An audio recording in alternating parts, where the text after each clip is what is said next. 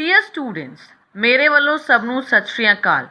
ਮੈਂ Paramvir Kaur science teacher ਅੱਜ ਤੁਹਾਨੂੰ ਸਾਇੰਸ ਦਾ 10th ਕਲਾਸ ਦਾ ਚੈਪਟਰ ਨੰਬਰ 10 ਪ੍ਰਕਾਸ਼, ਪਰਾਵਰਤਨ ਅਤੇ ਅਪਵਰਤਨ ਕਰਵਾਉਣ ਜਾ ਰਹੀ ਹਾਂ ਜਾਂ ਲਾਈਟ ਰਿਫਲੈਕਸ਼ਨ ਐਂਡ ਰੀਫਰੈਕਸ਼ਨ ਕਰਵਾ ਰਹੀ ਹਾਂ। ਤਾਂ ਬੱਚੋ, ਪਹਿਲਾਂ ਆਪਾਂ 2 ਚੈਪਟਰਸ ਕਰ ਚੁੱਕੇ ਹਾਂ 10th ਕਲਾਸ ਦੇ। Chapter number 1 chemical reactions and equations and chapter number 5 periodic classification of elements, ਇਹ ਆਪਾਂ ਪਹਿਲਾਂ ਕਰ ਚੁੱਕੇ ਹਾਂ। ਤਾਂ ਮੈਂ ਪੰਜਾਬ ਬੋਰਡ ਦੇ ਸਿਲੇਬਸ ਦੇ ਅਕੋਰਡਿੰਗ ਕਰਵਾ ਰਹੀ ਹਾਂ, ਜਿਹੜਾ ਸਿਲੇਬਸ ਅਪ੍ਰੈਲ ਐਂਡ ਮਈ ਦੇ ਵਿੱਚ ਹੈਗਾ। 10th ਚੈਪਟਰ ਸ਼ੁਰੂ ਕਰਨ ਜਾ ਰਹੇ ਹਾਂ, ਪ੍ਰਕਾਸ਼। ਤਾਂ ਬੱਚੋ, ਕਿਤੇ ਵੀ ਹਨੇਰਾ ਹੁੰਦਾ ਹੈ ਤਾਂ ਜਿਹੜੀ ਵੀ ਚੀਜ਼ ਆਪਾਂ ਦੇਖ ਸਕਦੇ ਹਾਂ ਉਹ ਕਿਸ ਰੀਜ਼ਨ ਕਰਕੇ ਦੇਖ ਸਕਦੇ ਹਾਂ? ਉਹ ਪ੍ਰਕਾਸ਼ ਕਾਰਨ ਦੇਖ ਸਕਦੇ ਹਾਂ। ਮੰਨ ਲਓ ਪ੍ਰਕਾਸ਼ ਨਾ ਹੋਏ ਤਾਂ ਇਸ ਦੁਨੀਆ ਦੇ ਵਿੱਚ ਆਪਾਂ ਨੂੰ ਕੋਈ ਵੀ ਚੀਜ਼ ਨਹੀਂ ਦਿਖੇਗੀ। ਤਾਂ ਤੁਸੀਂ ਦੇਖਦੇ ਹੋ ਤੁਹਾਡੇ ਸਾਹਮਣੇ ਜਿਹੜੀਆਂ ਵੀ ਚੀਜ਼ਾਂ ਤੁਹਾਨੂੰ ਦਿਸਦੀਆਂ ਹਨ ਉਹ ਪ੍ਰਕਾਸ਼ ਦੇ ਕਾਰਨ ਹੀ ਸੰਭਵ ਹਨ। ਤਾਂ ਪ੍ਰਕਾਸ਼ ਦੀ ਬੜੀ ਇੰਪੋਰਟੈਂਸ ਹੈ ਆਪਣੀ ਲਾਈਫ ਦੇ ਵਿੱਚ। ਤਾਂ ਹਨੇਰੇ ਕਮਰੇ ਦੇ ਵਿੱਚ ਜਾਂਦੇ ਹਾਂ, ਆਪਾਂ ਨੂੰ ਕੁਝ ਵੀ ਦਿਖਾਈ ਨਹੀਂ ਦਿੰਦਾ ਅਗਰ ਲਾਈਟ ਉੱਥੇ ਨਾ ਮੌਜੂਦ ਹੋਵੇ। ਕਿਉਂ ਨਹੀਂ ਦਿਖਾਈ ਦਿੰਦਾ? ਕਿਉਂਕਿ ਪ੍ਰਕਾਸ਼ ਉੱਥੇ ਨਹੀਂ ਮੌਜੂਦ ਹੁੰਦਾ। ਤਾਂ ਪ੍ਰਕਾਸ਼ ਦੇ ਕਾਰਨ ਹੀ ਆਪਾਂ ਹਰ ਚੀਜ਼ ਦੇਖ ਸਕਦੇ ਹਾਂ ਜਿਹੜੀ ਆਪਣੇ ਆਸੇ ਪਾਸੇ ਹੈ। ਤਾਂ ਹੁਣ ਆਪਾਂ ਪ੍ਰਕਾਸ਼ ਦੇ ਪਰਾਵਰਤਨ ਬਾਰੇ ਕਰਾਂਗੇ। ਪ੍ਰਕਾਸ਼ ਦਾ ਪਰਾਵਰਤਨ ਜਾਂ ਰਿਫਲੈਕਸ਼ਨ ਆਫ ਲਾਈਟ। ਪਰਾਵਰਤਨ ਸ਼ਬਦ ਦਾ ਮਤਲਬ ਹੈ ਰਿਫਲੈਕਸ਼ਨ। ਤਾਂ ਪਰਾਵਰਤਨ ਜਾਂ ਰਿਫਲੈਕਸ਼ਨ ਕੀ ਹੁੰਦਾ ਹੈ? ਇਹ ਆਪਾਂ ਇੱਕ ਐਗਜ਼ਾਮਪਲ ਇੱਕ ਲਾਈਟ ਰੇ ਦੀ ਹੈਲਪ ਦੇ ਨਾਲ ਜਾਂ ਇੱਕ ਕਿਰਨ ਦੀ ਹੈਲਪ ਦੇ ਨਾਲ ਕਰਾਂਗੇ। ਮੰਨ ਲਓ ਤੁਹਾਡੇ ਕੋਲ ਕੋਈ ਸਰਫੇਸ ਹੈ, ਪਲੇਨ ਸਰਫੇਸ ਹੈ ਜਾਂ ਸਮਤਲ ਸਰਫੇਸ ਹੈ, ਉਸ ਦੇ ਉੱਪਰ ਕੋਈ ਵੀ ਲਾਈਟ ਦੀ ਕਿਰਨ ਆ ਕੇ ਪੈਂਦੀ ਹੈ। ਜਦੋਂ ਵੀ ਕਿਸੇ ਸਰਫੇਸ ਦੇ ਉੱਤੇ ਕੋਈ ਲਾਈਟ ਦੀ ਕਿਰਨ ਤਿਰਛੀ ਪੈਂਦੀ ਹੈ ਤਾਂ ਉਸ ਨਾਲ ਟਕਰਾ ਕੇ ਉਹ ਤਿਰਛੀ ਹੀ ਮੁੜ ਜਾਂਦੀ ਹੈ। ਤਾਂ ਆਪਣੇ ਕੋਲੇ ਪਹਿਲਾਂ ਡਾਇਗਰਾਮ ਕੀ ਹੋਏਗੀ? ਇੱਕ ਸਰਫੇਸ ਹੈ, ਲਾਈਟ ਦੀ ਕਿਰਨ ਆਈ, ਇੱਧਰ ਨੂੰ ਚਲੀ ਗਈ। ਉਸ ਤੋਂ ਬਾਅਦ ਆਪਾਂ ਇਹਨਾਂ ਦੋਨਾਂ ਦੇ ਵਿਚਕਾਰ ਇੱਕ ਨੋਰਮਲ ਜਾਂ ਅਭਿਲੰਬ ਡਰਾ ਕਰਾਂਗੇ। ਤਾਂ ਉਸ ਦੇ ਵਿੱਚ ਨੋਰਮਲ ਆਪਾਂ ਡਰਾ ਕਰਤਾ ਹੈ, ਤੁਸੀਂ ਦੇਖ ਸਕਦੇ ਹੋ ਨੋਰਮਲ। ਤਾਂ ਜਿਹੜੀ ਲਾਈਟ ਆਂਦੀ ਹੈ ਉਸ ਦਰਪਣ ਦੇ ਉੱਪਰ ਲੱਗਦੀ ਹੈ ਜਾਂ ਉਸ ਸਰਫੇਸ ਦੇ ਉੱਪਰ ਲੱਗਦੀ ਹੈ, ਉਸ ਨੂੰ ਆਪਾਂ ਇੰਸੀਡੈਂਟ ਲਾਈਟ ਜਾਂ ਆਪਤਿਤ ਕਿਰਨ ਕਹਿੰਦੇ ਹਾਂ। ਇੰਸੀਡੈਂਟ ਰੇ ਜਾਂ ਆਪਤਿਤ ਕਿਰਨ ਜਿਹੜੀ ਟਕਰਾ ਕੇ ਵਾਪਸ ਚਲੀ ਜਾਂਦੀ ਹੈ ਉਸ ਨੂੰ ਆਪਾਂ ਪਰਾਵਰਤਿਤ ਕਿਰਨ ਜਾਂ ਰਿਫਲੈਕਟਡ ਰੇ ਕਹਿੰਦੇ ਹਾਂ। ਤਾਂ ਉਸ ਨੂੰ ਆਪਾਂ ਕੀ ਕਹਿੰਦੇ ਹਾਂ?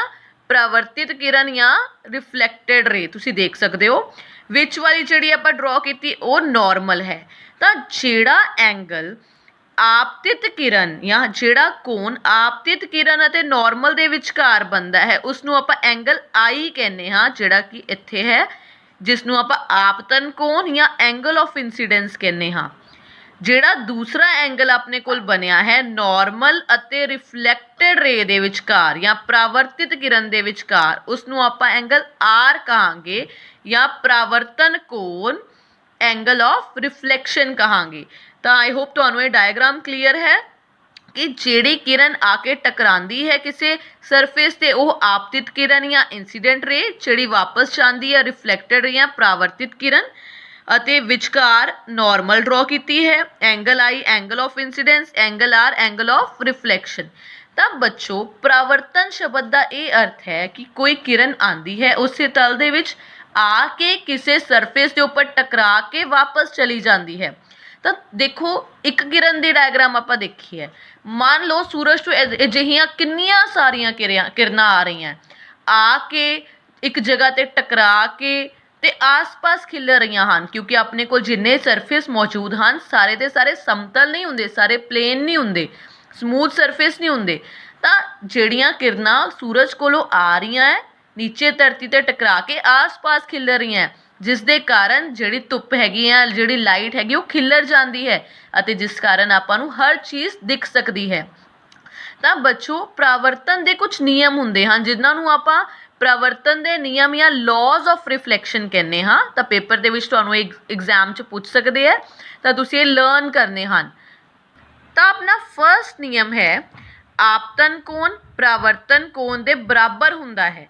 ਯਾਨੀ ਕਿ ਜਿਹੜਾ ਆਪਾਂ ਉੱਪਰ ਕੀਤਾ ਸੀ ਐਂਗਲ ਆਈ एंगल आर दे बराबर हुंदा है, means angle of incidence is equal to angle of reflection. तो आपतन कोण परावर्तन कोण दे बराबर हुंदा है, ये अपना फर्स्ट नियम है।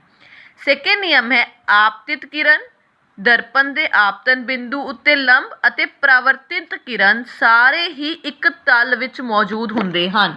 ਤਾਂ ਤੁਸੀਂ ਦੇਖ ਸਕਦੇ ਹੋ ਆਪਤਿਤ ਕਿਰਨ ਇਹ ਵਾਲੀ ਕਿਰਨ, ਪਰਾਵਰਤਿਤ ਕਿਰਨ ਇਹ ਵਾਲੀ ਕਿਰਨ ਅਤੇ ਨੋਰਮਲ, ਇਹ ਤਿੰਨੋਂ ਜਿਹੜੇ ਹੈਗੇ ਇੱਕੋ ਹੀ ਤਲ ਵਿੱਚ ਮੌਜੂਦ ਹੁੰਦੇ ਹਨ।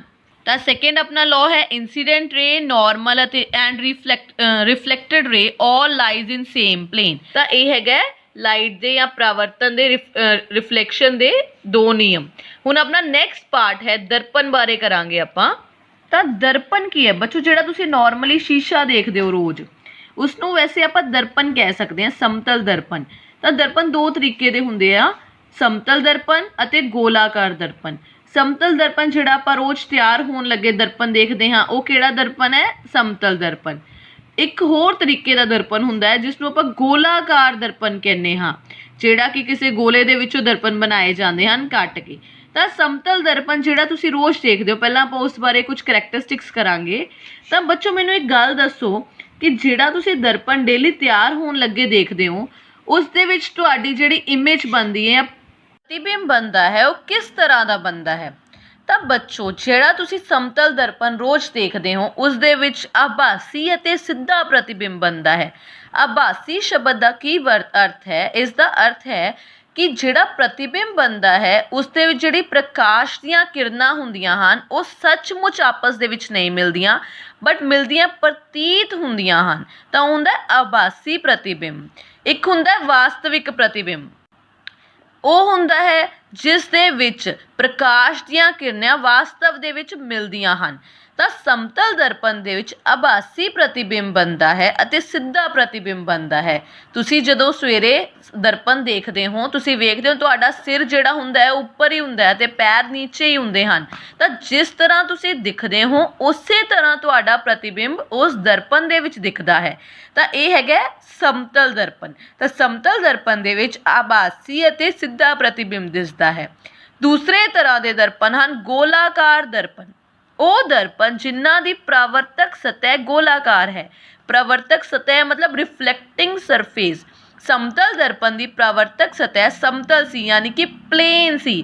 ਦੂਸਰੇ ਹੁੰਦੇ ਆ ਗੋਲਾਕਾਰ ਦਰਪਣ, ਜਿਨ੍ਹਾਂ ਦੇ ਵਿੱਚ ਪਰਾਵਰਤਕ ਸਤਹ ਗੋਲਾਕਾਰ ਹੁੰਦੀ ਹੈ। ਤਾਂ ਇਹ ਦਰਪਣਾਂ ਨੂੰ ਆਪਾਂ ਦੋ ਤਰੀਕੇ ਦੇ ਵਿੱਚ ਵੰਡ ਸਕਦੇ ਹਾਂ, ਇੱਕ ਅਵਤਲ ਅਤੇ ਇੱਕ ਉੱਤਲ। ਅਵਤਲ ਦਰਪਣ ਕਿਹੜੇ ਦਰਪਣ ਹਨ? ਜਿਨ੍ਹਾਂ ਦੀ ਪਰਾਵਰਤਕ ਸਤਹ ਅੰਦਰ ਵੱਲ ਹੁੰਦੀ ਹੈ। ਤੁਸੀਂ ਦੇਖ ਸਕਦੇ ਹੋ ਇਹ ਵਾਲਾ ਇੱਕ ਅਵਤਲ ਦਰਪਣ ਹੈ। ਤਾਂ ਜੋ ਵੀ ਚੀਜ਼ ਹੋਏਗੀ, ਜਿਹੜੀ ਵੀ ਚੀਜ਼ ਹੈ ਇੱਥੇ ਪਈ ਹੋਏਗੀ ਅਤੇ ਇੱਥੋਂ ਲਾਈਟ ਜਿਹੜੀ ਹੈਗੀ ਹੈ, ਲਾਈਟ ਇਹਦੇ ਉੱਪਰ ਪਏਗੀ। ਤਾਂ ਇਸ ਦੀ ਪਰਾਵਰਤਕ ਸਤਹ ਅੰਦਰ ਵਾਲੇ ਪਾਸੇ ਹੈ, ਯਾਨੀ ਕਿ ਇਸ ਦਾ ਰਿਫਲੈਕਟਿੰਗ ਸਰਫੇਸ ਅੰਦਰ ਹੈ। ਜਦ ਕਿ ਉੱਤਲ ਦਰਪਣ ਦੇ ਵਿੱਚ ਜਿਹੜਾ ਰਿਫਲੈਕਟਿੰਗ ਸਰਫੇਸ ਜਾਂ ਬਾਹਰ ਵੱਲ ਹੁੰਦਾ ਹੈ, ਰਿਫਲੈਕਟਿੰਗ ਸਰਫੇਸ ਜਾਂ ਪਰਾਵਰਤਕ ਸਤਹ ਬਾਹਰ ਵੱਲ, ਯਾਨੀ ਕਿ ਕੋਈ ਵੀ ਚੀਜ਼ ਇੱਥੇ ਪਈ ਹੋਏਗੀ ਤਾਂ ਜਿਹੜੀ ਇਮੇਜ ਹੈਗੀ ਹੈ ਉਹ ਇੱਧਰਲੇ ਸਾਈਡ ਬਣੇਗੀ। ਤੁਸੀਂ ਇੱਕ ਚਮਚ ਲੈ ਸਕਦੇ ਹੋ, ਉਸ ਦਾ ਅੰਦਰ ਵਾਲਾ ਹਿੱਸਾ ਦੇਖਿਓ, ਫਿਰ ਬਾਹਰ ਵਾਲਾ ਹਿੱਸਾ ਦੇਖੋ। ਜਦੋਂ ਤੁਸੀਂ ਅੰਦਰ ਅਤੇ ਬਾਹਰ ਵਾਲਾ ਹਿੱਸਾ ਦੇਖੋਗੇ ਤਾਂ ਤੁਹਾਨੂੰ ਵੱਖਰੇ ਪ੍ਰਤੀਬਿੰਬ ਦਿਸਣਗੇ। ਤਾਂ ਬੱਚੋ ਚਮਚ ਦਾ ਜਿਹੜਾ ਅੰਦਰ ਵਾਲਾ ਭਾਗ ਹੈ ਉਹ ਅਵਤਲ ਦਰਪਣ ਨੂੰ ਜਾਂ ਕਨਕੇਵ ਮਿਰਰ ਨੂੰ ਦਰਸਾਉਂਦਾ ਹੈ, ਅਤੇ ਚਮਚ ਦਾ ਬਾਹਰ ਵਾਲਾ ਜਿਹੜਾ ਭਾਗ ਹੈਗਾ ਉਹ ਉੱਤਲ ਦਰਪਣ ਜਾਂ ਕਨਵੈਕਸ ਮਿਰਰ ਨੂੰ ਦਰਸਾਉਂਦਾ ਹੈ। ਤਾਂ ਬੱਚੋ ਹੁਣ ਆਪਾਂ ਨੈਕਸਟ ਪਾਰਟ ਕਰਾਂਗੇ ਕਿ ਦਰਪਣ ਦੇ ਕਿਹੜੇ ਕਰੈਕਟਰਸ ਜਾਂ ਗੁਣ ਹੁੰਦੇ ਹਨ। ਤਾਂ ਧਿਆਨ ਨਾਲ ਸੁਣਿਓ, ਮੈਂ ਇੱਕ ਅਵਤਲ ਦਰਪਣ ਦੀ ਡਾਇਗਰਾਮ ਬਣਾਈ ਹੈ। ਉਸ ਦੇ ਵਿੱਚ ਤੁਸੀਂ PC ਦੇਖ ਸਕਦੇ ਹੋ, ਠੀਕ ਹੈ। ਜਿਹੜਾ ਇਹ P ਹੈਗਾ ਉਹ ਕੀ ਹੁੰਦਾ ਹੈ? ਧਰੁਵ, ਮੁੱਖ ਧਰੁਵ ਜਾਂ ਪਰਾਵਰਤਕ ਸਤਹ ਦਾ ਇਹ ਕੇਂਦਰ ਹੁੰਦਾ ਹੈ। ਗੋਲਾਕਾਰ ਦਰਪਣ ਜਿਹੜਾ ਹੈਗਾ ਉਹ ਇੱਕ ਤਰ੍ਹਾਂ ਦਾ ਗੋਲਾ ਸੀ ਜਿਸ ਦੇ ਵਿੱਚੋਂ ਕੱਟ ਕੇ ਇਹ ਦਰਪਣ ਬਣਾਇਆ ਗਿਆ ਹੈ। ਤਾਂ C ਕੀ ਹੈਗਾ? ਸੈਂਟਰ ਆਫ ਕਰਵੇਚਰ ਜਾਂ ਵਕਰਤਾ ਕੇਂਦਰ। ਇਹ ਵਾਲਾ ਹੁੰਦਾ ਹੈਗਾ PC, ਜਿਹੜੀ ਲਾਈਨ ਹੈਗੀ ਉਹ ਮੁੱਖ ਧਰਾ ਜਾਂ ਪ੍ਰਿੰਸੀਪਲ ਐਕਸਿਸ ਹੁੰਦਾ ਹੈ। P ਅਤੇ C ਦੇ ਵਿਚਕਾਰ, ਬਿਲਕੁਲ ਵਿਚਕਾਰ F ਜਾਂ ਫੋਕਸ ਬਣਦਾ ਹੈ। ਤਾਂ ਤੁਸੀਂ ਇਸ ਡਾਇਗਰਾਮ ਦੇ ਵਿੱਚ ਦੇਖ ਸਕਦੇ ਹੋ ਸੀ ਹੈਗਾ ਅਵਤਲ ਦਰਪਣ ਦੇ ਪਰਾਵਰਤਕ ਸਤਹ ਦੇ ਸਾਹਮਣੇ ਹੁੰਦਾ ਹੈ। ਆ ਅਵਤਲ ਦਰਪਣ ਹੈ, ਅਵਤਲ ਦਰਪਣ ਜਾਂ ਕਨਕੇਵ ਮਿਰਰ। ਇਹ ਅਵਤਲ ਦਰਪਣ ਜਾਂ ਕਨਕੇਵ ਮਿਰਰ ਹੈ। ਇਹ ਹੈਗਾ उत्तल दर्पण या कन्वेक्स मिरर। तो अवतल दर्पण की आप डायग्राम बनाई है, एक आप उत्तल दर्पण की डायग्राम बनाई है। अवतल दर्पण का रिफ्लैक्टिंग सरफेस अंदर वाला है, उत्तल दर्पण का रिफ्लैक्टिंग सरफेस बाहर वाला है। ए वाला सरफेस की है पॉलिश्ड है, या इसका ए सरफेस की है पॉलिश्ड है। तो की है पोल या ध्रुव। सी की है सेंटर ऑफ करवेचर या वक्रता केंद्र। पी अते सी दे विचकार है एफ या फोकस या ए वाली लेंथ फोकल लेंथ होंदी हैगी है। तो बच्चों सी जिहड़ा है अवतल दर्पण के परावर्तक सतह के सामने है अते उत्तल दर्पण के परावर्तक सतह के पिछे है। तो बच्चों आई होप तुहानू क्लीयर हो गया है कि उत्तल दर्पण केड़ा है, अवतल दर्पण केड़ा है, समतल दर्पण केड़ा है। नैक्सट टॉपिक आपां करांगे प्रतिबिंब बनाना, जिस दे विच आपां देखांगे की रूल्स हैं किसी भी प्रतिबिंब या इमेज नू बनाउण दे। फिर आपां कनकेव ते कन्वैक्स मिरर्स दियां इमेजेस बनावांगे। ठीक है, ये आपां नैक्सट टॉपिक दे विच करांगे। ਤਾਂ ਬੱਚੋ ਵੱਧ ਤੋਂ ਵੱਧ ਇਹ ਚੈਨਲ ਨੂੰ ਸ਼ੇਅਰ ਕਰੋ ਤਾਂ ਕਿ ਲੋਕਡਾਊਨ ਦੇ ਟਾਈਮ 10th ਕਲਾਸ ਦੇ ਸਟੂਡੈਂਟਸ ਦਾ ਨਾਲ ਦੀ ਨਾਲ ਸਿਲੇਬਸ ਚੱਲਦਾ ਰਹੇ, ਅਤੇ ਸਬਸਕ੍ਰਾਈਬ ਐਂਡ ਲਾਈਕ ਵੀ ਕਰੋ ਇਸ ਚੈਨਲ ਨੂੰ। Thank you.